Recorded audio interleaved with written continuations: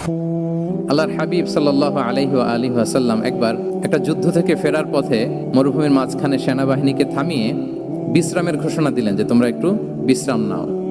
তো উনি একটা গাছের নিচে বিশ্রামের জন্য গেলেন এবং সেখানে গাছের ডালে ওনার তলোয়ারটা ঝুলিয়ে রাখলেন, ঝুলিয়ে বিশ্রাম নিতে লাগলেন, ঘুমিয়ে পড়লেন। হঠাৎ এক বেদুইন এসে রাসূল সাল্লাল্লাহু আলাইহি ওয়াসাল্লামের এই কোষবদ্ধ তলোয়ারটা কোষমুক্ত করে এরকম হাতে নিল। রাসূল সাল্লাল্লাহু আলাইহি ওয়াসাল্লাম ঘুম থেকে জেগে উঠলেন। এবার বেদুইন বলতে আরম্ভ করলো, মাইয়ামনাউকা মিন্নি, এই মুহাম্মদ তোমাকে এবার কে বাঁচাবে বলো, এই তো আমার হাতে তলোয়ার, কে বাঁচাবে? সাথে সাথেই আল্লাহর হাবিব সাল্লাল্লাহু আলাইহি ওয়া আলিহি ওয়াসাল্লাম উনি উত্তরে বললেন আল্লাহ। উত্তরে কি বললেন? কোনো চিন্তা ভাবনা নাই যে ওরে আঘাত করা যায় কিনা পাল্টা, বা কোনোভাবে ওর কনফিডেন্স ডাউন করা যায় কিনা, এদিক সেদিক কারো সাপোর্ট চাওয়া যায় কিনা, কোনো দিকে না তাকিয়ে কি বললেন? আল্লাহ। সব সময় তিনি আল্লাহ কেন্দ্রিক ছিলেন। এটাকে বলে গড সেন্ট্রিক মাইন্ডসেট। যে কোনো পরিস্থিতিতে তিনি আল্লাহ যে আমার সাথে আছেন এটা কল্পনা করতেন। এবং সুনানে আবু দাউদের একটি বর্ণনা এসেছে, রাসূল সাল্লাল্লাহু আলাইহি ওয়াসাল্লাম কানা নবী সাল্লাল্লাহু আলাইহি ওয়াসাল্লাম ইযা হাযাবাহু আমরুন সাল্লা, তাকে যখন কোনো জিনিস বিচলিত করত তিনি জায়নামাজের মুসল্লায় দাঁড়িয়ে যেতেন, সালাতের জন্য দাঁড়িয়ে যেতেন। বিপদে পড়লেই আল্লাহর কাছে সেটা সঁপে দিতেন, শেয়ার করতেন। আমরা বর্তমানে কোনো বিপদে পড়লেই কি করি? আগে কোথায় শেয়ার করি? ফেসবুকে। আসলে করা উচিত কার সাথে? হ্যাঁ, আমার স্ত্রীর সাথে শেয়ার করার আগেও শেয়ার করব কার সাথে? আমার বন্ধুর সাথে শেয়ার করার আগেও শেয়ার করব কার সাথে? আল্লাহর সাথে। আমরা যদি হিজরতের ঘটনাটাকে একটু অ্যানালাইজ করি তাহলে দেখব যে গারে সাউরে যখন আল্লাহ রাসূল সাল্লাল্লাহু আলাইহি ওয়াসাল্লাম এবং আবু বকর রাদিয়াল্লাহু তাআলা আনহু ওনারা আশ্রয় নিয়েছিলেন রাত্রিবেলায়, কুরাইশরা যখন খুঁজতেছিল, আবু বকর রাদিয়াল্লাহু তাআলা আনহু বলেন যে কুরাইশদের পা দেখা যাচ্ছে, ওরা যে হেঁটে যাচ্ছে, একটু উকি মারলেই আমাদেরকে দেখা যায়। তিনি অত্যন্ত ভীত সন্ত্রস্ত, তটস্থ, নিজের জন্য নয়, রাসূল সাল্লাল্লাহু আলাইহি ওয়াসাল্লামের সেফটির জন্য। রাসূল সাল্লাল্লাহু আলাইহি ওয়াসাল্লাম আবু বকর রাদিয়াল্লাহু তাআলা আনহুকে বলেন যে আবু বকর চিন্তা করো না, লা তাহসান ইন্নাল্লাহা মা'ানা, আবু বকর চিন্তা করো না, আল্লাহ আমাদের সাথে আছেন। সুবহানাল্লাহ। আমাদের সাথে কে আছেন? আল্লাহ আমাদের সাথে আছেন। এটা হচ্ছে গড সেন্ট্রিক মাইন্ডসেটের উদাহরণ। আপনার মনকে বুঝাতে হবে যে আল্লাহ আমার সাথে আছে। মনকে তুমি বুঝিয়ে বলো আল্লাহ আছে আমার সাথে। এই বাক্যটা মুখস্থ করা যাবে? মনকে তুমি বুঝিয়ে বলো আল্লাহ আছেন আমার সাথে। আপনার পুরো জীবনের সব কাজের সাথে যদি এই বাক্যটাকে মিলিয়ে ফেলতে পারেন দেখবেন যে কোনো কিছুই আপনার ক্ষতি করতে পারতেছে না। এটাকে বলে গড সেন্ট্রিক মাইন্ডসেট। আল্লাহ আমার সাথে আছেন, কেউ নাই কিন্তু আল্লাহ তাআলা আমার সাথে আছেন। এবং গড সেন্ট্রিক মাইন্ডসেটের সবচেয়ে বড় সুবিধা হচ্ছে আপনার মনে কখনো হতাশা কাজ করবে না, হতাশা বাঁধবে না, কারণ আপনার সাথে এক মহাশক্তিধরের কানেক্টিভিটি আছে। তিনি কে বলুন তো আওয়াজ করে? তিনি আল্লাহ। হতাশা আসবে না। এই যে আমাদের জাতীয় জীবনের এখন সবচাইতে বড় বড় সমস্যাগুলোর যদি আমরা লিস্ট করি, একটা বড় সমস্যা হচ্ছে ডিপ্রেশন, তাই না? আমরা ডিপ্রেশনে ভুগি না? আচ্ছা, ডিপ্রেশন কাকে বলে? আগে বলে, ডিপ্রেশন হচ্ছে আপনার আর আপনার রবের মাঝে যে দূরত্ব, এটার নাম ডিপ্রেশন। আই রিপিট, আমার আর আমার রবের মাঝে যে গ্যাপ, আমাদের সম্পর্কের যে দূরত্ব, এটার নাম কি? ডিপ্রেশন। আপনি যত আল্লাহর সাথে সম্পর্ক জোরদার করতে পারবেন, ডিপ্রেশন আপনার থেকে দৌড়ে পালাবে। এজন্য আমাদের বিশ্বাসীদের জীবনে কোনো ডিপ্রেশন নাই, আছে? তাহলে ডিপ্রেশন হচ্ছে আপনার আর আপনার রবের মাঝে যে দূরত্ব, এই দূরত্ব দূর করে দেন, ডিপ্রেশন আপনিই পালাবে। দ্বিতীয় হিজরিতে যে বদরের যুদ্ধ হলো, সে বদরের যুদ্ধে ইবনে মাসউদ রাদিয়াল্লাহু তাআলা আনহু তিনি বর্ণনা করেন যে আল্লাহ রাসূল সাল্লাল্লাহু আলাইহি ওয়াসাল্লাম আগামীকাল যুদ্ধ এর আগের দিন রাতে তিনি হাত তুলে এরকম দোয়া করতেছিলেন। আমরা তো এইভাবে দোয়া করি। আল্লাহর হাবিব সাল্লাল্লাহু আলাইহি ওয়া আলিহি ওয়াসাল্লাম তিনি দোয়া করতে করতে ইমোশনালি হাত এরকম উঁচু করে, হাত্তা ইউরা বায়াদু ইবতাইহি, বগলে শুভ্রতা দেখা যাচ্ছিল। উনি দোয়া করতেছিলেন, আল্লাহুম্মা আনজিজ লি মা ওয়া'আতানি, আল্লাহুম্মা আতিনি মা ওয়া'আতানি, আল্লাহ তুমি যে বিজয় দিবে বলে প্রতিশ্রুতি করেছিল, ওই বিজয় আমাদেরকে দাও, ওই ভিক্টরি আমাদেরকে দাও। দোয়া করছিলেন। সাইয়েদনা আলী রাদিয়াল্লাহু তাআলা আনহু উনি বর্ণনা করছেন যে বদরের যুদ্ধের আগের রাতে আমরা সবাই ঘুমোচ্ছিলাম, কিন্তু রাসূল সাল্লাল্লাহু আলাইহি ওয়াসাল্লামকে দেখলাম যে না, উনি হাত তুলে শুধু আল্লাহর কাছে কান্না করছেন, দোয়া করছেন। আবু বকর রাদিয়াল্লাহু তাআলা আনহু উনি বলেন যে আমি যে দেখলাম যে তিনি ফজর পর্যন্ত দোয়া চালিয়েই যাচ্ছিলেন, দোয়া চালিয়েই যাচ্ছিলেন, দোয়া কন্টিনিউ করছিলেন তিনি। এবং দোয়া করতে করতে রাসূল সাল্লাল্লাহু আলাইহি ওয়াসাল্লাম এতটাই ইমোশনাল হয়ে গেলেন যে ওনার গায়ের চাদরটা নিচে পড়ে গেল। আবু বকর রাদিয়াল্লাহু তাআলা আনহু যে বলেন, ইয়া নবী আল্লাহ, কাফাকা মুনাশাদাতুকা রাব্বাক ফাইন্নাহু সায়ুনজিজু লাকা মা ওয়া'আদাক। হে নবী, যথেষ্ট, এনাফ ইজ এনাফ, অনেক হয়েছে নবী, আন্না, আর কাঁদতে হবে না। আপনার রব আপনাকে ভিক্টরি বা বিজয় দান করবে ইনশাআল্লাহ। যুদ্ধের আগের রাতে সেনাপ্রধান কি করে? এই কৌশল, ওই কৌশল, কোন দিক দিয়ে অ্যাটাক করা যাবে, ওয়ার স্ট্র্যাটেজি ঠিক করে, তার সাথে যারা আছে তাদের সাথে পরামর্শ করে। কিন্তু রাসূল সাল্লাল্লাহু আলাইহি ওয়াসাল্লাম সব কিছু সেট করে দিয়ে কার সাথে কানেক্টিভিটি করেছেন বলুন তো? আল্লাহর সাথে। This is called God centric mindset, Allah centric mindset. আমার হৃদয়টা সবসময় কার সাথে জুড়ে থাকবে? আল্লাহর সাথে, কারণ উনি ছাড়া আমার কোনো ঠিকানাই নাই। তাহলে এই মেন্টালিটি যদি আমরা ধারণ করতে পারি, এটাকে বলে গড সেন্ট্রিক মাইন্ডসেট। তাহলে রাসূলুল্লাহ সাল্লাল্লাহু আলাইহি ওয়া আলিহি ওয়াসাল্লামের যে 12টা মাইন্ডসেটের কথা আমরা বলেছি, তার প্রথমটা হচ্ছে গড সেন্ট্রিক। আল্লাহ তাআলা আমাদেরকে গড সেন্ট্রিক মাইন্ডসেট দান করুক। আমরা যে কোনো পরিস্থিতিতে যেভাবেই থাকি না কেন, আমরা বিপদে আপদে সবসময় ভরসা রাখবো কার উপর? এটাই হচ্ছে গড সেন্ট্রিক বা আল্লাহ সেন্ট্রিক মাইন্ডসেট। আচ্ছা, 2 নাম্বার মাইন্ডসেট হচ্ছে vision oriented mindset. Vision oriented mindset মানে হচ্ছে যার মধ্যে দূরদর্শিতা আছে, ফার সাইটেডনেস আছে, who can anticipate the future, যে ভবিষ্যৎ আগাম অনুমান করে ফেলতে পারে, সামনের পরিস্থিতিকে আগাম অনুমান করতে পারার যে যোগ্যতা বা দীর্ঘমেয়াদী চিন্তা করতে পারার যে ক্যাপাসিটি, এটাকে বলে ভিশন ওরিয়েন্টেড মাইন্ডসেট। এটা আল্লাহ রাসূল সাল্লাল্লাহু আলাইহি ওয়া আলিহি ওয়াসাল্লামকে আল্লাহ তাআলা দান করেছেন। উনি ভবিষ্যৎকে আগাম বুঝতে পারতেন, আগাম অনুমান করতে পারতেন, এবং সে অনুযায়ী তিনি স্ট্র্যাটেজি, প্ল্যান, পরিকল্পনা এটা তিনি সাজাতে পারতেন। এটাকে বলে ভিশন ওরিয়েন্টেড মাইন্ডসেট। রাসূল সাল্লাল্লাহু আলাইহি ওয়াসাল্লাম 6ষ্ঠ হিজরিতে মদিনায় স্বপ্নে দেখলেন যে তিনি উমরা করতে যাচ্ছেন। তো নবীদের স্বপ্ন এটা কেবল স্বপ্ন নয়, এটা আল্লাহর পক্ষ থেকে ওয়াহি, রেভেলেশন। তো সেই হিসেবে তিনি 1400 সাহাবা নিয়ে উমরা করতে চলে গেলেন মক্কায়, কিন্তু মক্কাবাসী ঢুকতে দিল না, থামিয়ে দেয়া হলো। তো তখন একটা চুক্তি হয়েছিল, ওই চুক্তিতে বলা হলো, রাসূল সাল্লাল্লাহু আলাইহি ওয়াসাল্লাম লিখতে বললেন যে লিখো মিন মুহাম্মদ রাসূলিল্লাহ, আল্লাহর রাসূল মুহাম্মদের পক্ষ থেকে কুরাইশদের সাথে এই চুক্তি। কুরাইশরা আপত্তি করলো যে না, শুধু মুহাম্মদ লেখা যাবে, রাসূলুল্লাহ লেখা যাবে না, কারণ তুমি যে রাসূলুল্লাহ, আল্লাহর রাসূল, এটা যদি আমরা মেনে নেই তাহলে তোমার সাথে আর আমাদের দ্বন্দ্ব কিসের, আমরা তো ভাই ভাই হয়ে গেলাম, রাসূলুল্লাহ কাটো। সাহাবারা কেউ রাজি হয় না, বিশেষ করে ওমরে ফারুক রাদিয়াল্লাহু তাআলা, উনি রাজি হয় না, না না এটা কাটা যাবে না। রাসূল সাল্লাল্লাহু আলাইহি ওয়াসাল্লাম অনেক বলে কয়ে বুঝালেন যে না, দীর্ঘমেয়াদী চিন্তা করতে গেলে আমাদের এখন একটা শান্তি চুক্তির দরকার আছে, যাতে করে আমরা আমাদের গ্লোবাল নেভিগেশন সিস্টেম, দাওয়া সিস্টেমকে আরো স্ট্রং করতে পারি। অনেক বলে কয়ে রাসূলুল্লাহ কাটা হলো। এরপর তারা বলে চুক্তিতে লিখো যে এই বছর উমরা করতে দেয়া হবে না, এই বছর ফিরে যাবেন আপনারা সবাই। এটাও সাহাবারা রাজি হয় না, আল্লাহ রাসূল সাল্লাল্লাহু আলাইহি ওয়াসাল্লাম রাজি হলেন। আবার আরেকটা ক্লোজে লেখা হলো যে আগামী বছর আসলেও 3 দিনের বেশি থাকা যাবে না, সেটাও রাজি হয়ে গেল। রাসূল সাল্লাল্লাহু আলাইহি ওয়াসাল্লাম, সাহাবারা রাজি হচ্ছেন না।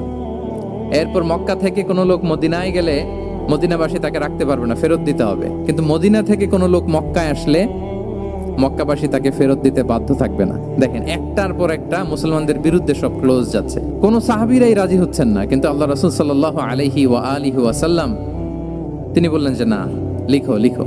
উমর ফারুক রাদিয়াল্লাহু তাআলা আনহু এতটাই রাগান্বিত হলেন, তিনি প্রশ্ন করলেন, ইয়া রাসূলুল্লাহ, আলাইসা আনতা নাবিয়্যুন হক, আপনি এই যে কম্প্রোমাইজের পর কম্প্রোমাইজ করে যাচ্ছেন, আপনি কি সত্য নবী নন, সত্য রাসূল নন? আলাসনা আলা দীনিন হক, আমরা কি সত্যের উপর প্রতিষ্ঠিত নই? আলাইসাল কুরআনু কিতাবুন হক, তো সব যদি সত্য হয় আপনি কেন এগুলো মানছেন? রাসূল সাল্লাল্লাহু আলাইহি ওয়াসাল্লাম বললেন যে ওমর, তুমি বাদ সেতো না, মেনে নাও। মেনে নিলেন, এবং এই মেনে নেওয়াটাকে আল্লাহ ভিক্টরি বলে ঘোষণা দিলেন, বিজয় বলে। আল্লাহু আকবার, ইন্না ফাতাহনা লাকা ফাতহাম মুবিনা। কারণ রাসূল সাল্লাল্লাহু আলাইহি ওয়াসাল্লাম অনেক দূর দেখেছেন, সাহাবারা সামনের কিছু বিষয়ে তারা খেয়াল করছেন, কিন্তু রাসূলুল্লাহ সাল্লাল্লাহু আলাইহি ওয়া আলিহি ওয়াসাল্লাম তিনি অনেক দূর দেখতে পাচ্ছেন। আচ্ছা বলেন, 3 তলার উপর থেকে একজন একটা ভিউ দেখতে পায়, আর 30 তলা উপর থেকে আরেকজন একটা কন্ডোমিনিয়ামের উপর থেকে একটা পানোরামিক ভিউ দেখতে পায়, দুইজনের ভিউ দেখা কি একরকম হয়? বলেন, একরকম হবে? কখনোই হবে না। তাহলে 30 তলার উপর থেকে যিনি দেখবে, তিনি একটা পানোরামিক ভিউ দেখবে, দ্য টোটাল সিনারিও তার কাছে ক্রিস্টাল ক্লিয়ার হবে, যেটা সাহাবা রিদওয়ানুল্লাহি তাআলা আলাইহিম আজমাইন ওনাদের কাছে ক্লিয়ার ছিল না। তাহলে একটা প্ল্যানে কাজ করতেন না। আমরা তো এরকম করি, একটাই প্ল্যান। প্ল্যান কয়টা? এটা যদি ওয়ার্ক না করে শেষ, আমু নাই, সালাও নাই। কিন্তু রাসূলুল্লাহ সাল্লাল্লাহু আলাইহি ওয়া আলিহি ওয়াসাল্লামের প্ল্যান এ ছিল, প্ল্যান বি ছিল, প্ল্যান সি ছিল। প্ল্যান এ ওয়ার্ক না করলে প্ল্যান বি তে যেতেন, বি ওয়ার্ক না করলে সি তে যেতেন, এইভাবে তিনি কাজ করতেন। তাহলে এটা হচ্ছে বেসিক্যালি ভিশন ওরিয়েন্টেড মাইন্ডসেটের অধিকারী যারা, তারা এটা করে, যারা ফিউচারকে অ্যান্টিসিপেট করতে পারে, আগাম অনুভব করতে পারে যে কি হতে পারে সামনে।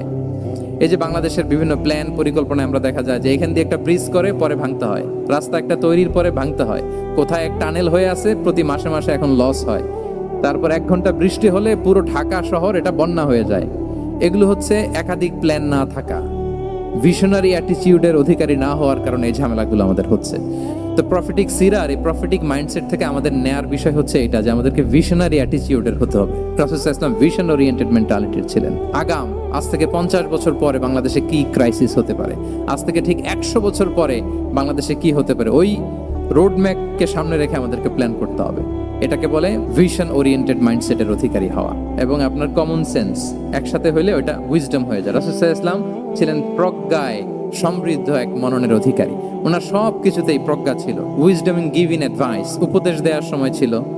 উইজডম ইন পলিসি মেকিং এর সময় সেখানে প্রজ্ঞা ছিল। Wisdom in action strategic plan, কোনো স্ট্র্যাটেজিক প্ল্যানের ক্ষেত্রে প্রজ্ঞা ছিল। রাসূল সাল্লাল্লাহু আলাইহি ওয়াসাল্লাম একই প্রশ্নের উত্তর এক একজনকে এক এক ভাবে দিতেন। অনেক সাহাবারা জিজ্ঞেস করতেন যে রাসূলুল্লাহ একই প্রশ্ন, একে বললেন এইটা, ওরে বললেন ওইটা, ওরে বললেন আরেকটা, এটা কেন? তো রাসূল সাল্লাল্লাহু আলাইহি ওয়াসাল্লাম বললেন যে আমি জানি ওর কিসে ঘাটতি, আমি জানি ওর কি প্রয়োজন, আমি জানি ওকে কোন নাসিহাটা দিলে কাজ করবে, ফলে এক একজনকে আমি এক এক ভাবে ক্লারিফাই করেছি। আল্লাহু আকবার। This is called wisdom. আচ্ছা, উইজডম, রাসূল সাল্লাল্লাহু আলাইহি ওয়াসাল্লাম যে উইজডম ড্রিভেন মাইন্ডসেটের অধিকারী ছিলেন এটার কয়েকটা এক্সাম্পল আমরা সিরাত থেকে দেখি। মক্কা বিজয় হয়েছে কত হিজরিতে? 8ম হিজরিতে যখন মক্কা বিজয় হলো তখন রাসূল সাল্লাল্লাহু আলাইহি ওয়াসাল্লাম আম্মাজান আয়েশার সাথে গল্প করছিলেন আর বলছিলেন, আয়েশা, লাউলা হাদাসাতু আহদি কওমিকা বিল কুফরি লানাকাতুল কাবাতা ওয়ালা জাআলতুহা আলা আসাসি ইব্রাহিম। আয়েশা, তোমার এই মক্কাবাসী, তোমার এলাকার লোকজন যদি একটা কেওস সৃষ্টি না করতো তাহলে কাবার যে আসল শেপ, আমি ওই আসল শেপে এটাকে ফেরত নিতাম, কিন্তু নিতে গেলে এখন একটা ঝামেলা বাঁধবে, এজন্য নিব না। ব্যাপারটা হচ্ছে আমরা এখন যে কাবাটাকে দেখি এটা হচ্ছে স্কয়ার আকৃতির। স্কয়ার মানে কি? বর্গাকৃতি, তাই তো? বর্তমান কাবা কোন আকৃতির বলেন তো? একটা বড় কিউবের সাইজ না? দূর থেকে দেখলে মনে হয় একটা বড় কিউবের সাইজ, কিউবের আকৃতি মানে স্কয়ার, চতুর্ভুজ। কিন্তু সাইয়েদনা ইব্রাহিম আলাইহিস সালাম যে কাবা নির্মাণ করেছিলেন এটা কিন্তু এরকম কিউব ছিল না, ওটা ছিল রেক্ট্যাঙ্গেল। রেক্ট্যাঙ্গেল ছিল, মানে আয়তাকৃতির ছিল, এরকম লম্বা। এই যে এই টেবিলটা যেরকম, টেবিলের যে শেপ এরকম ছিল, এরকম লম্বা কাবা ঘর ছিল আয়তাকৃতির। কিন্তু এখন এটা কমে স্কয়ার আকৃতির হয়ে গেছে। এর কারণটা কি? কাবা একবার অগ্নিকাণ্ড ঘটার কারণে ধ্বংস হয়েছিল, ফলে কাবাকে আবার রিনোভেশন করা লেগেছিল, পুনর্নির্মাণ।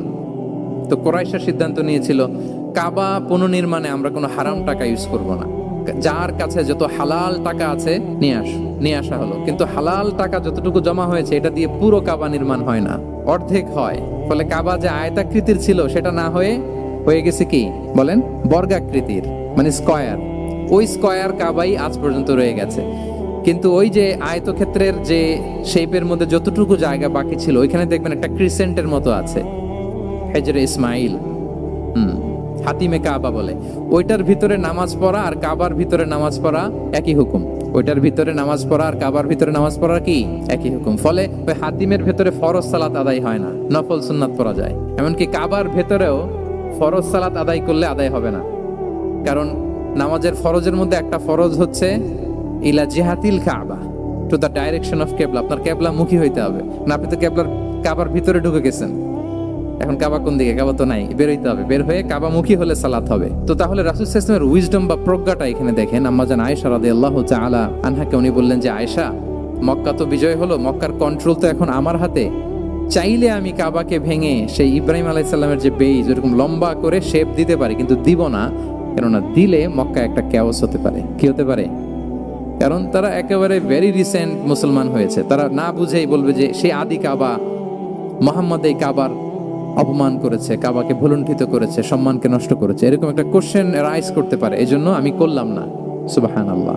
This is called wisdom. এটাকে কি বলে? প্রজ্ঞা। এটাকে প্রজ্ঞা বলে। তাহলে আপনার জ্ঞান এবং আপনার কমন সেন্স দুইটা যখন কানেক্ট করে তখন সেটা প্রজ্ঞা হয়। প্রজ্ঞার আরেকটা উদাহরণ যদি দেই সিরাত থেকে, রাসূল সাল্লাল্লাহু আলাইহি ওয়াসাল্লামের যে কনফ্লিক্ট রিজলভিং ক্যাপাসিটি ছিল, যখন কাবাকে পুনর্নির্মাণ করা হচ্ছে তখন হাজরে আসওয়াদকে বের করা লেগেছিল এবং রিনোভেশন শেষে আবার হাজরে আসওয়াদকে তার জায়গা মতো, মানে ব্ল্যাক স্টোন যেটাতে চুমু দিলে মানুষের গুনাহ মাফ হয়ে যায়, হাজরে আসওয়াদ, চিনতে পেরেছেন না?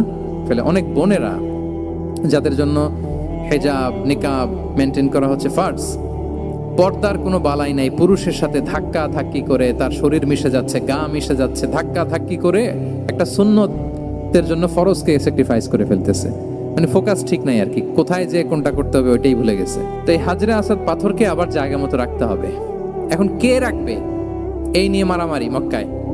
বড় বড় 4টা গোত্র বলে এই গোত্র বলে আমি রাখবো, এই গোত্র বলে আমি রাখবো, আরেক গোত্র বলে রক্তের গঙ্গা বইয়ে দেবো মক্কায়, কিন্তু এই সম্মান অন্যকে নিতে দিব না, কারণ ইটস ভেরি প্রেস্টিজিয়াস ইস্যু। যে আমাদের গোত্র এই ব্ল্যাক স্টোন হাজরে আসওয়াদকে নিয়ে জায়গা মতো রেখেছে, এটা কাউকে দিব না।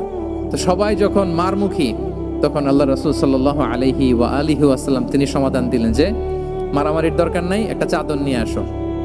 নিয়ে আসা হলো। 4 গোত্রের 4 লিডারকে বললেন চাদরের 4 কোণা ধরো। 4 জন 4 কোণা ধরলো। রাসূল সাল্লাল্লাহু আলাইহি ওয়াসাল্লাম তিনি পাথরটা নিয়ে মাঝখানে রাখলেন। এবার 4 নেতাকে বললো আসো, জাতীয় 4 নেতা চলে আসো, কাবার সামনে চলে আসলো। এরপরে আল্লাহ রাসূল সাল্লাল্লাহু আলাইহি ওয়াসাল্লাম ওনার মোবারক হাত দিয়ে, বরকতময় হাত দিয়ে হাজরা আসওয়াদকে নিয়ে নিজ হাতে রাখলেন। এবার সবাই হ্যাপি, কারণ অংশগ্রহণ করতে পারছে। আসলে সব মূল স্ট্যাটাস কিন্তু চলে গেছে রাসূলের দিকে, নাকি? ওরা তো এটা টাচও করতে পারে নাই, পারছে? ওরা চাদর ধরেই হ্যাপি, কিন্তু পাথরটা ধরেছিল কে? রাসূল সাল্লাল্লাহু আলাইহি ওয়াসাল্লাম। চাদরে রেখেছিল কে? রাসূল সাল্লাল্লাহু আলাইহি ওয়াসাল্লাম। চাদর থেকে নিয়ে আবার কাবা ঘরে সেট করেছিল কে? রাসূলুল্লাহ সাল্লাল্লাহু আলাইহি ওয়া আলিহি ওয়াসাল্লাম। এভাবে উনি কনফ্লিক্ট রিজলভ করতেন থ্রু হিজ উইজডম, ওনার প্রজ্ঞার মধ্য দিয়ে। আমরা যদি তায়েফের ঘটনা দেখি, রক্তাক্ত হয়েছেন, পাহাড় রক্ষী ফেরেশতারা এসে বলেছে রাসূলুল্লাহ জাস্ট অর্ডার করেন, আমরা কোলাপস করব এমন ভাবে the entire Taif city will be collapsed, একেবারে স্ম্যাশ করে দিব, পাউডার হয়ে যাবে। রাসূল সাল্লাল্লাহু আলাইহি ওয়াসাল্লাম বললেন না, বাল আরজু আন ইউখরিজাল্লাহু মিন আসলাবিহিম মান ইয়াবুদুল্লাহ ওয়াহদাহু ওয়া লা ইউশরিকু বিহি শাইআ। তিনি বললেন না, ওদেরকে ধ্বংস করে দিও না, ওদেরকে ধ্বংস করলে লা ইলাহা পড়বে কে? সুবহানাল্লাহ। কি উইজডম ড্রিভেন ছিলেন উনি।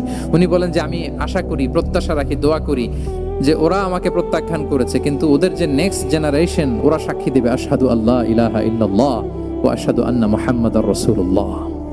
এবং তাই হয়েছে। এখন তায়েফে যান, চারদিক থেকে আল্লাহু আকবার ধ্বনিতে মুখরিত তায়েফ, এবং এত চমৎকার শহর, এটা একটা টুরিস্ট ডেস্টিনেশন হয়ে গেছে। সৌদি আরবিয়াতে যারা যায়, তায়েফ না গেলে লোকদের ভালো লাগে না। ঠান্ডা, সবুজ শ্যামল, রেইনফল হয়, ফলমূল পাওয়া যায়। আব্দুল্লাহ ইবনে আব্বাস রাদিয়াল্লাহু তাআলা আনহুর স্মৃতিধন্য মসজিদ আছে, অনেকগুলো ইউনিভার্সিটি আছে, ইসলামিক ইনস্টিটিউশন আছে। এই যে নয়নাভিরাম তায়েফ, এটা রাসূল সাল্লাল্লাহু আলাইহি ওয়াসাল্লামের উইজডমের ফসল। ওই দিন যদি রাগের চোটে বলতো যে হ্যাঁ দাও, স্ম্যাশ করে দাও, তাইলে এই যে যারা শাহাদা পড়েছে, মুসলিম হয়েছে, এটা কিন্তু হতো না। তাহলে এটা হচ্ছে রাসূল সাল্লাল্লাহু আলাইহি ওয়াসাল্লামের প্রজ্ঞার একটা উদাহরণ। রাসূল সাল্লাল্লাহু আলাইহি ওয়াসাল্লাম যখন আকাবার দ্বিতীয় শপথ করে ফেললেন ইয়াসরিববাসীর সাথে, তখনও মদিনা হয়নি।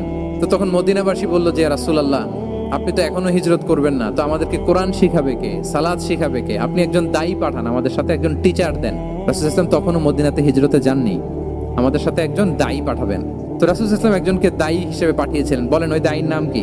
মুসআব ইবনে উমাইর রাদিয়াল্লাহু তাআলা আনহু, যিনি উহুদের যুদ্ধে শহীদ হয়েছিলেন, উনাকে পাঠিয়েছিলেন। দেখেন, উনি আবু বকর রাদিয়াল্লাহু তাআলা আনহুকে পাঠান নাই, পাঠিয়েছেন ওমর ফারুককে, ওসমান রাদিয়াল্লাহু তাআলা আনহু, আলী রাদিয়াল্লাহু তাআলা আনহু। কাউকে পাঠাইছেন? কারে পাঠালেন? মুসআবকে। এর কারণ হচ্ছে উনি দেখতে খুব স্মার্ট ছিলেন, খুব ড্যাশিং ফেসের অধিকারী ছিলেন, মক্কার এলিট ফ্যামিলির একজন যুবক ছিলেন, এবং উনি সবচাইতে দামি দামি পারফিউম কালেক্ট করে ওইটা দিতেন। উনি মক্কার কোনো রাস্তা দিয়ে হেঁটে গেলে লোকজন বুঝতো এই রাস্তা দিয়ে কিছুক্ষণ আগে হেঁটে গিয়েছে মুসআব ইবনে উমাইর। সুবহানাল্লাহ। আমরা বাংলায় বলি না যে আগে দর্শনদারি পরে গুণবিচারী? এই কথাটার সাথে পরিচিত আপনারা? আগে দর্শনদারি পরে গুণ বিচারী। আল্লাহ তাআলা এক একজনকে আমাদেরকে এক এক অবয়বে সৃষ্টি করেছেন। হুয়াল্লাযী ইউসাউবিরুকুম ফিল আরহামি কাইফা ইয়াশা। আল্লাহর একটা নাম হচ্ছে তিনি আল মুসাউবির, দ্য ডিজাইনার। মায়ের গর্ভে থাকতেই আমাদের কার চেহারা, কার কণ্ঠস্বর, কার স্কিন কালার, কে কিরকম হব, সব ফিক্স তিনি ঠিক করে দিয়েছেন। এটা আল্লাহর দেয়া। কিন্তু রাসূল সাল্লাল্লাহু আলাইহি ওয়াসাল্লামের উইজডমের ব্যাপার হচ্ছে তিনি আবু বকর রাদিয়াল্লাহু তাআলা আনহু, ওমর রাদিয়াল্লাহু তাআলা আনহু, ওসমান আলী, কাউকে চুজ না করে কাকে পাঠালেন? মুসআব ইবনে উমাইরকে। যে তাকে দেখলেই সবাই আগে পাগল হয়ে যায়, মানে ইমপ্রেস হয়ে যায়। হ্যাঁ, ফার্স্ট ইমপ্রেশনটা তার খুব ভালো, খুব ভালো। উনি মুসআব ইবনে উমাইরকে পাঠালেন, এবং যেই প্ল্যান সেই কাজ। উনি যে পুরো মদিনা কাঁপায় ফেলছেন, মাশাআল্লাহ। মদিনার ঘরে ঘরে উনি ইসলামের বার্তা পৌঁছে দিয়েছেন, এবং স্বয়ং রাসূলুল্লাহ সাল্লাল্লাহু আলাইহি ওয়াসাল্লামের আগে তিনি মদিনাতে জুমার নামাজ পড়েছিলেন।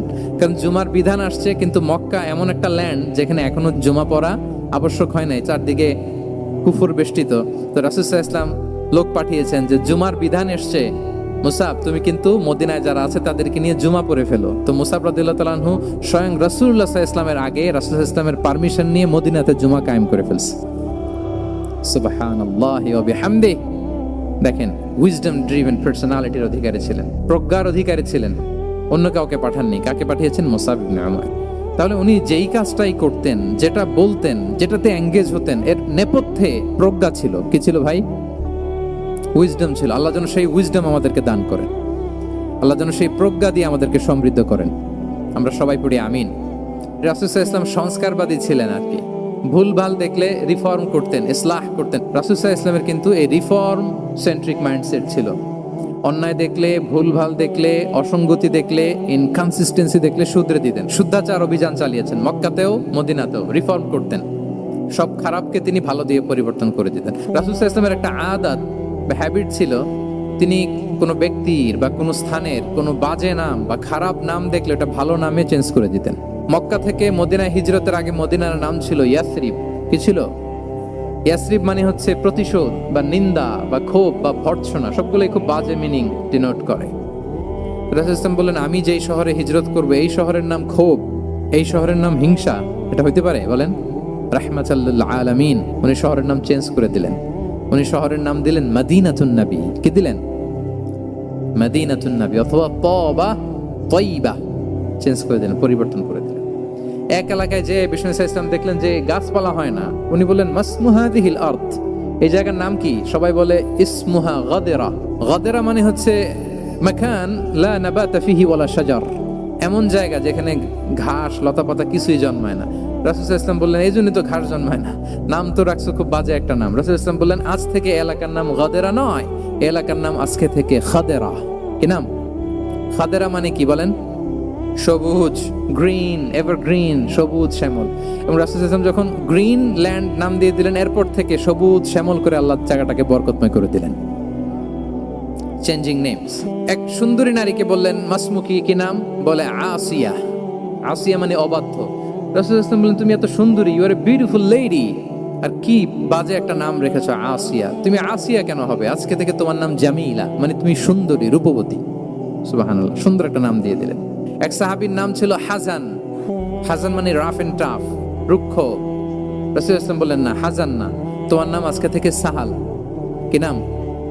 সাহাল। সাহাল মানে সহজ। উনি বলেন, যেদিন থেকে সাহাল রাখছি এর আগ পর্যন্ত নাকি ওনার অসুস্থতা, রোগ বালাই একটার পর একটা লেগেই থাকতো। যেদিন থেকে সাহাল, ওই দিন থেকে উনি বলেন যে আল্লাহ তাআলা নবীর এই নাম চেঞ্জ করে দেওয়ার বারাকায় আমার পুরো জীবনের সব কাজকে আল্লাহ তাআলা সহজ করে দিয়েছে। তাহলে রিফর্ম সেন্ট্রিক মাইন্ডসেট। আমরাও খারাপ কিছু দেখলে ভালো দিয়ে পরিবর্তন করব। কি বলেন? আচ্ছা, এটা তো নাম চেঞ্জ করে দেয়া।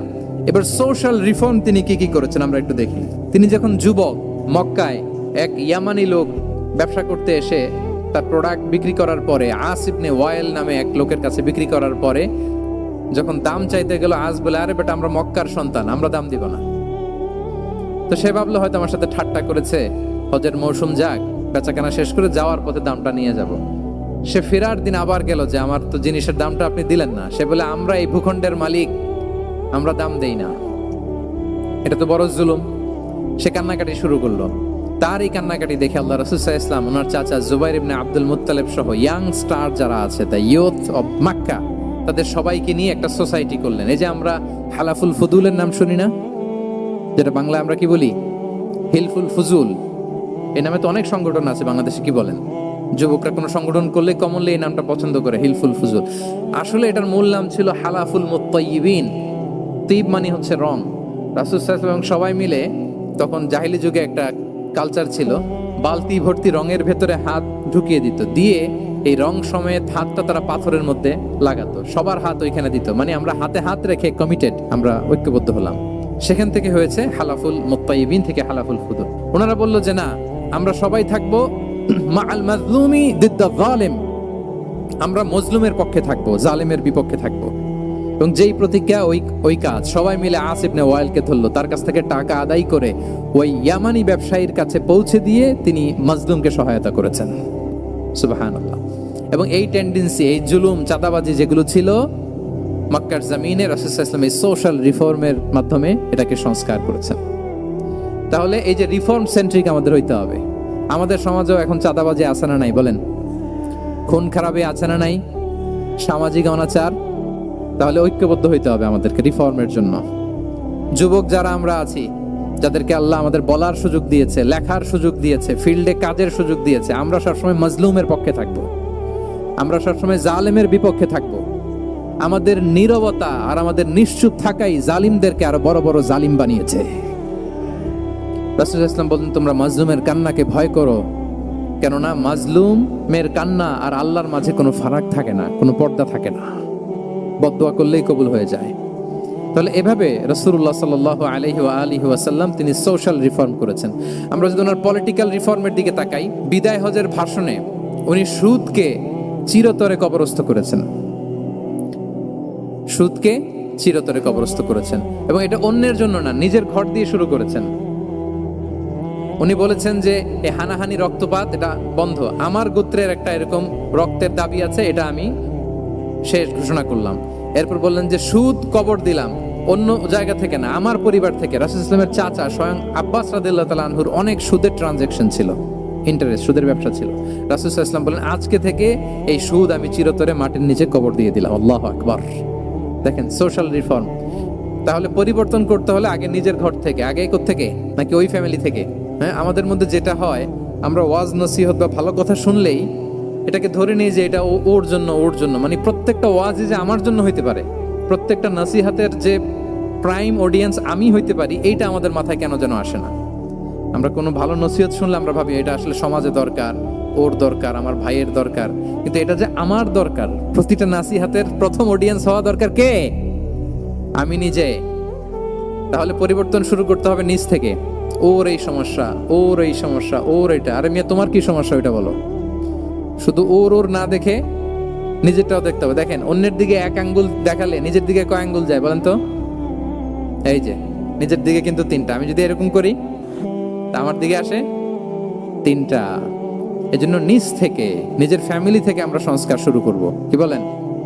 ওমরে ফারুক রাদিয়াল্লাহু তাআলা আনহু যখন ফ্যামিলি মিটিং এ বসতেন, উনি ওনার সন্তানদেরকে বলতেন, শোনো, তোমরা খলিফাতুল মুসলিমিন, আমিরুল মুমিনিনের সন্তান, তোমাদের কোনো বাজে কাজ যদি সমাজে আসে, তোমাদের কোনো অন্যায় যদি আমার কানে আসে, অন্যের জন্য যা শাস্তি তোমাদের জন্য হবে ডবল শাস্তি।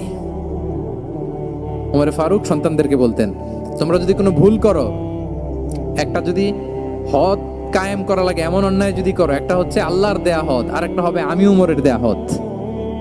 আমার মতো খলিফাতুল মুসলিমিনের সন্তান হয়ে পাপ তুমি কেন করলে? দেখেন অন্যের বাচ্চা কি করছে, অন্যের, আমাদের তো ওই মেয়েটার সমস্যা, ওনার ছেলের সমস্যা, এগুলো আমার ছেলের যে কি অবস্থা, আমার পরিবারের যে কি হালাত, আমার স্ত্রীর যে কি দশা, ওইটা নিয়ে আমরা ভ্রুক্ষেপ করি না বা চিন্তা করি না। তাহলে সম্মানিত সুধীমণ্ডলী, আমরা পরিবর্তন শুরু করবো কোত্থেকে? অন্যের বাড়িঘর থেকে, নাকি নিজ থেকে? আল্লাহ তাআলা আমাদেরকে তৌফিক দান করুক। যে কেউ ওনাকে অ্যাপ্রোচ করতেন পারতেন easily, he was very approachable. ছোট বড় আবাল বৃদ্ধ বনিতা ওনার সাথে কথা বলতে স্বাচ্ছন্দ্য বোধ করতো, ভয় পেত না। এজন্য সিরাতের পরতে পরতে দেখবেন এক শিশু এসে প্রশ্ন করে, নারী এসে প্রশ্ন করে, বৃদ্ধ এসে প্রশ্ন করে, বন্ধু এসে প্রশ্ন করে, শত্রু এসে কনভারসেশন করে, সবাই এসে ওনার সাথে কথা বলতে পারতো। সুবহানাল্লাহ।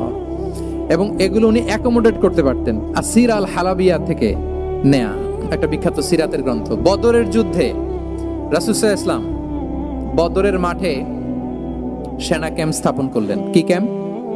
সেনা ক্যাম্প স্থাপন করলেন। আল হুবাব ইবনুল মুনজির রাদিয়াল্লাহু তাআলা আনহু এক সাহাবী, উনি বললেন, ইয়া রাসূলুল্লাহ, এই যে সেনা শিবির যে এখানে স্থাপন করলেন, এটা কি আপনার নিজের ইচ্ছায় না আল্লাহর আদেশে? দেখেন, সেনাপতিরে কোনো সাধারণ সৈনিক এই প্রশ্ন করতে পারে? করলে চাকরি থাকবে? কিন্তু রাসূল সাল্লাল্লাহু আলাইহি ওয়াসাল্লামের কাছে সাহস নিয়ে আল হুবাব ইবনুল মুনজির বলে, ইয়া রাসূলুল্লাহ, এই যে সেনা শিবির স্থাপন করলেন, এটা কি আপনার ইচ্ছায় নাকি এটা ওয়াহী? রাসূল সাল্লাল্লাহু আলাইহি ওয়াসাল্লাম বললেন, না, এটা ওয়াহী না, এটা ওয়াহী না, বাল হুয়া রায়ু ওয়াল হারবু ওয়াল মাকিদা, না, এটা যুদ্ধের কৌশল হিসেবে আমি করেছি। আল হুবাব ইবনুল মুনজির বললেন, ইয়া রাসূলুল্লাহ, তাহলে সঠিক জায়গায় সেনা ক্যাম্প স্থাপন হয় নাই। রাসূলের দিকে তাকিয়ে বলতেছেন যে আপনি যেখানে করছেন ওখানে ঠিক হয় না ইয়া রাসূলুল্লাহ, আপনি অভয় দিলে আমি বলতে পারি কোথায় ঠিক হবে। রাসূল সাল্লাল্লাহু আলাইহি ওয়াসাল্লাম বললেন, তাই? আমি যেটা করছি এটা ঠিক হয় নাই, তাহলে কোনটা ঠিক বলো? উনি বললেন, ওই যে বদরে একটা কুয়া আছে যেখানে পানির ব্যবস্থা আছে, ওইটার সামনে ব্যারিকেড দিয়ে আমাদের শিবির করতে হবে, তাহলে আমরা বদরের কুয়া থেকে পানি খাইতে পারবো, সারাদিন পানি খাবো, আর কাফিররা যুদ্ধে তো মারা যাবে, পানির অভাবে মারা যাবে। সুবহানাল্লাহ পড়বেন না? রাসূল সাল্লাল্লাহু আলাইহি ওয়াসাল্লাম বলেন, আরে তাই তো, তুমি তো ঠিকই বলেছো, এভাবে তো আমি ভেবে দেখিনি। আবার তিনি অ্যানাউন্স করে দিলেন যে সেনা শিবির এখানে যেই তাঁবু টাঙানো হয়েছে এখান থেকে মুভ করে আল হুবাব যেখানে ইন্ডিকেট করেছে ঠিক ওই জায়গায় যে শিবির স্থাপন করো। তাহলে আওয়াজ করে বলুন, ওপেন মাইন্ডেড না ন্যারো মাইন্ডেড? আমরা অনেক সময় আমাদের অধীনস্থদের কথা শুনতে চাই না। অনেক সময় অধীনস্থদের মাথা থেকেও দারুণ দারুণ দুর্দান্ত আইডিয়া চলে আসতে পারে। ইগনোর করবেন না সব সময়, আপনি দেখবেন যে তার কাছ থেকে ভালো আইডিয়া এসছে কিনা।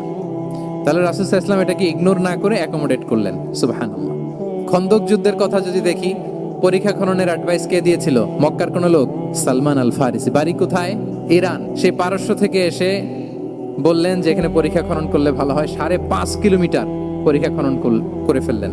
4.5 মিটার প্রশস্ত, 3.5 মিটার হচ্ছে এটার ডেপথ। পুরো মদিনার সবাই মিলে এটা করে ফেললেন। তার মানে আমি সব বুঝি, আমি সব জানি, এই মেন্টালিটি থেকে আমাদের বেড়ে আসতে হবে। এটা হচ্ছে একটা ন্যারো মাইন্ডেড পার্সোনালিটির অধিকারী, যে আমি যেটা বলছি ওইটা, এটার পরে কোনো কথা নেই, এটা ভুল। বরং আমার টিমের মধ্যে থেকে যদি কোনো ভালো অপিনিয়ন আসে সেটা আমি রিভাইজ করব। কি বলেন, পারা যাবে না? তাহলে ওপেন মাইন্ডেড পার্সোনালিটি ছিলেন রাসূলুল্লাহ সাল্লাল্লাহু আলাইহি ওয়াসাল্লাম। অনেকে দেখবেন যে ছোট্ট জিনিসকে অর্গানাইজ করে এত সুন্দর প্রেজেন্টেশন করে, আবার অনেকের অনেক আছে কিন্তু সেটাকে প্রেজেন্ট করতে পারে না। এরকম আছে না নাই? রাসূল সাল্লাল্লাহু আলাইহি ওয়াসাল্লাম অল্প রিসোর্স দিয়ে অনেক বড় কিছু অ্যারেঞ্জ করতে পারতেন। সুবহানাল্লাহ। এবং he was a very good talent hunter. রাসূল সাল্লাল্লাহু আলাইহি ওয়াসাল্লাম একজন চৌকস ট্যালেন্ট হান্টার ছিলেন। He was a very good observer. সাহাবীদের কার কি ট্যালেন্ট এটা তিনি নোট করতেন। যার যে দক্ষতা, তাকে তার ওই দক্ষতা দিয়ে ইসলামের সেবা করতে উৎসাহ দিতেন। যখনই কোনো প্রতিভাবান সাহাবীকে তিনি দেখেছেন, তিনি ইসলামের জন্য সেই প্রতিভাকে কাজে লাগানোর চেষ্টা করেছেন। একজনকে দিয়ে সবটা করেননি। আমাদের সমাজে এই একটা ভুল ধারণা আছে, আমরা অনেকে একজনের কাছ থেকে সব কামনা করি। একজন সব করতে পারে না, পারে? যারা পারে ও কোনোটাই ভালোভাবে পারে না, সব পারে, একটু একটু পারে। তো রাসূল সাল্লাল্লাহু আলাইহি ওয়াসাল্লাম ট্যালেন্ট হান্টার ছিলেন। যার যেখানে ট্যালেন্ট তাকে ওই কাজে লাগাতেন। বলেন তো, খালিদ বিন ওয়ালিদ রাদিয়াল্লাহু তাআলা আনহুকে আল্লাহ রাসূল সাল্লাল্লাহু আলাইহি ওয়াসাল্লাম কি কাজে লাগিয়েছিলেন? অনেক পরে ইসলাম ধর্ম গ্রহণ করেছেন, কিন্তু যুদ্ধের অভিযানে পাঠিয়েছেন এবং পরবর্তীতে তিনি সেনা প্রধান হয়েছিলেন মুসলিম ব্যাটালিয়নের। কারণ উনি ওয়ার স্ট্র্যাটেজি জানতেন। ওনার আক্রমণের কারণে তো উহুদের প্রান্তরে মুসলিমরা প্রায় নাস্তানাবুদ হওয়ার অবস্থা, তাই না? অনেক পরে আল্লাহ তাআলা ওনাকে ইসলামের জন্য কবুল করলেন। তাহলে উনি ওয়ার স্ট্র্যাটেজি জানতেন, ফলে রাসূল সাল্লাল্লাহু আলাইহি ওয়াসাল্লাম ওনাকে যুদ্ধের জন্য কাজে লাগিয়েছেন। তাহলে সবাইকে একটা দিলে হবে না, প্যারাসিটামল 3 বেলা সবার জন্য হবে নাকি? যার যে রোগ সে অনুযায়ী প্রেসক্রিপশন। খালিদ বিন ওয়ালিদ রাদিয়াল্লাহু তাআলা আনহু তিনি সমরবিদ ছিলেন, রণকৌশলী। ওনাকে বানিয়েছেন সেনা প্রধান। আওয়াজ করে বলুন, কি প্রধান? উনি সেনা প্রধান হয়েছিলেন। আচ্ছা, আপনারা হাসান বিন সাবিত রাদিয়াল্লাহু তাআলা আনহুর নাম শুনেছেন নিশ্চয়ই। ওনাকেও তো যুদ্ধের ময়দানে পাঠিয়েছেন না? ওনারা পাঠিয়েছেন। ওনারা দিয়ে কি করছেন বলেন? কবিতা লিখতেন। ওনার কাব্য প্রতিভা ছিল। উনি বেসিক্যালি যুদ্ধ করতে জানতেন না, এজন্য রাসূল সাল্লাল্লাহু আলাইহি ওয়াসাল্লাম যুদ্ধে ওনাকে পাঠাতেনও না। বিভিন্ন যুদ্ধে ওনাকে না পাঠিয়ে নারীদেরকে, মদিনার নারী, শিশু, ভালনারেবলস যারা আছে তাদেরকে দেখভাল করার জন্য মদিনায় উনি রেখে যেতেন। কারণ আল্লাহ তাআলা ওনাকে কাব্য প্রতিভা দিয়েছিলেন। ওনার এক এক কবিতা পড়লে গায়ের লোম খাড়া হয়ে যায়। You will have goosebumps, literally আপনার গায়ের পশম দাঁড়িয়ে যাবে। এবং উনি ওনার কবিতা দিয়ে মুসলিমদেরকে, সাহাবীদেরকে উজ্জীবিত করতেন। মসজিদে নববীতে আল্লাহ রাসূল সাল্লাল্লাহু আলাইহি ওয়াসাল্লাম ওনার মিম্বারের পাশে শুধু হাসান বিন সাবিত রাদিয়াল্লাহু তাআলা আনহুর জন্য আলাদা একটা মিম্বার বানিয়েছিলেন, যে হাসান তুমি ওখানে উঠে কবিতা লিখে আমার সাহাবাদেরকে উজ্জীবিত করবে জিহাদের জন্য। আল্লাহু আকবার। তাহলে একজনকে সেনা প্রধান, আরেকজনকে জাতীয় কবি, আরেকজনকে হাসান বিন সাবিত রাদিয়াল্লাহু তাআলা আনহুকে কি বানালেন? জাতীয় কবি বানালেন। আচ্ছা, হুযাইফা ইবনে ইয়ামান রাদিয়াল্লাহু তাআলা আনহু, ওনার ছিল ডিটেকটিভ মাইন্ড, এজন্য ওনাকে রাসূল সাল্লাল্লাহু আলাইহি ওয়াসাল্লাম মদিনার গোয়েন্দা বিভাগের প্রধান বানিয়েছেন, head of detective division. Huzaifa ibnul Yaman ছিলেন মদিনার কি? হেড অফ ইন্টেলিজেন্স, গোয়েন্দা বিভাগের প্রধান। মুআয ইবনে জাবাল